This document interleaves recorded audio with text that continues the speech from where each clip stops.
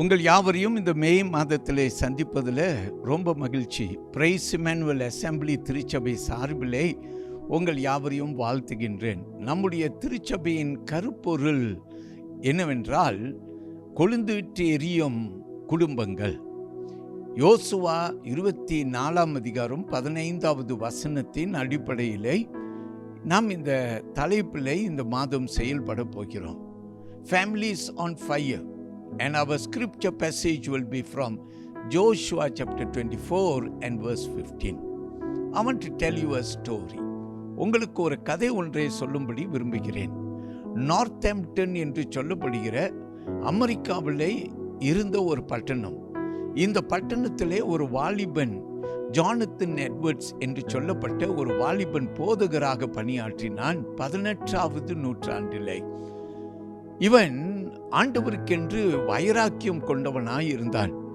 இவனுடைய குடும்பத்தை நீங்க பார்த்தீங்கன்னா, அவனுடைய தாய், அவனுடைய தகப்பன் தேவனுக்கு மிகவும் பயந்தவர்களாய் இருந்தார்கள்.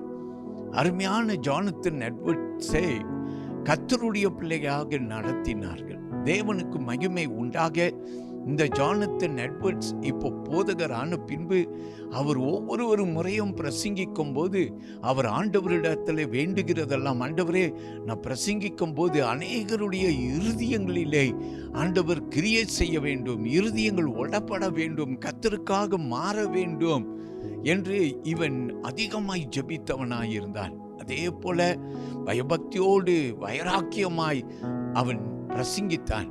ஆண்டவருக்கு மகிமை உண்டாக ஒவ்வொரு பிரசங்கத்திலும் அநேக குடும்பங்கள் தொடப்பட்டதாம், அநேக குடும்பங்களிலே எழுப்புதல் உண்டானதாம், ஒவ்வொரு குடும்பத்திலையும் ஜெப வாழ்வு பெருகினதாம், தேவனுக்கு பயப்படுகிற ஒரு பயம் ஒவ்வொரு குடும்பத்திலே உண்டானதாம். அது மட்டும் அல்லாமல் இந்த நார்த்தாம்ப்டன்ல ஒரு சிறிய சபையிலே ஆரம்பித்த இந்த தீ அது அந்த பட்டணத்தை முழுவதும் பிடித்து பின்பு அந்த தேசத்தை முழுவதும் பிடித்ததாம். இந்த ஒரு எழுப்புதலை கிரேட் அவேக்கனிங் என்று சொல்வார்கள். தேவனுக்கு மகிமை உண்டாகத்தக்க இப்படிப்பட்ட ஒரு பெரிதான தேவனுடைய தாசன் ஜானத்தன் எட்வர்ட்ஸ், அவர் மூலமாக குடும்பங்கள் கர்த்தருக்குள்ளார அவர்கள் கொழுந்திட்டு எரிகிற குடும்பங்களாய் மாறினது. தேவ பிள்ளைகளே, யோசுவா 24 அதிகாரம் 15வது வசனம் இப்படியாக நமக்கு யோசுவா உரைக்கிறார். நானும் என் வீட்டாருமோ என்றால் கர்த்தரையே சேவிப்போம். இதில் ஒரு 3 காரியத்தை என்னோடு கூட நீங்கள் கவனியுங்கள். முதலாவது, இந்த யோசுவா சொல்லுகிறார் நானும் என்று சொல்லுகிறார். முதலாவது தன்னை முன் வைக்கின்றார். நாங்கள் கர்த்தரையே சேவிப்போம் என்று முதல்ல சொல்லுகிறார். நான் கர்த்தரை சேவிப்பேன். இரண்டாவதாக சொல்லுகிறார், என் குடும்பம் கர்த்தரை சேவிக்கிற குடும்பமாய் காணப்படும். தேவனுக்கு மகிமை உண்டாக இவன் தனிப்பட்ட வகையிலே ஒரு பொருத்தனை செய்து பின்பு இந்த யோசுவா என்ன செய்கிறார், தன் குடும்பத்தை தேவனுக்கு பயந்த குடும்பமாய் நடத்த அர்ப்பணம் செய்கிறார். இந்த ஒரு தீர்மானத்திலே மூன்றாவதாக யோசுவா உறுதியாயிருந்தார். யாரும் அவருடைய நம்பிக்கையை அசைக்க முடியாத ஒரு உறுதி.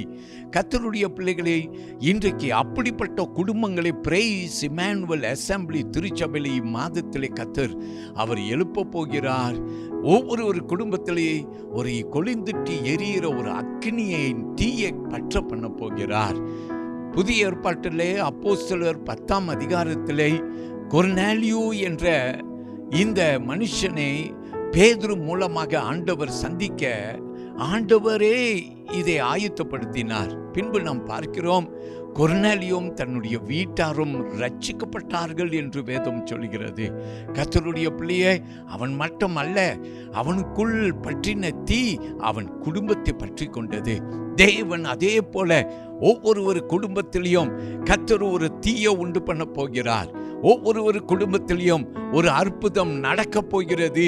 கர்த்தர் பிரைஸ் இம்மானுவேல் அசெம்பிளி திருச்சபை மூலமாய் இதை செய்ய போகிறார். அவருக்கு மகிமை உண்டாக கரம் உயர்த்தி பிதா, குமாரன், பரிசுத்த ஆவி நாமத்திற்கு மகிமை செலுத்துகிறேன். God bless you.